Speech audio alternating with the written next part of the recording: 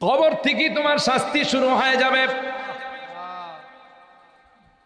কবরে রাখার সাথে সাথে কবরের মাটি তোমাকে ডাক দেয়া বলবে, এ আল্লাহর নাফরমান, দুনিয়ার জিন্দেগিতে আল্লাহর অজস্র নিয়ামত তুমি ভোগ করেছ, দুনিয়ার জিন্দেগিতে তুমি আল্লাহর নিয়ামতের মধ্যে বসবাস করেছ, কিন্তু আল্লাহর ফরমাবরদারি করো নাই, আল্লাহর হুকুম তুমি মানো নাই।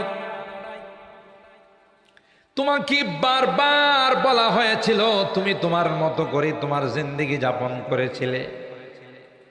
আজকে দুনিয়ার আত্মীয় স্বজন আমার কাছে তোমাকে আমানত রাইগা গেছে, কেউ নাই রে। তুমি ডাইনে তাকাইবা কাউকে পাবে না, বামে তাকাবা কাউকে পাইবা না। তুমি বাঁচাও বাঁচাও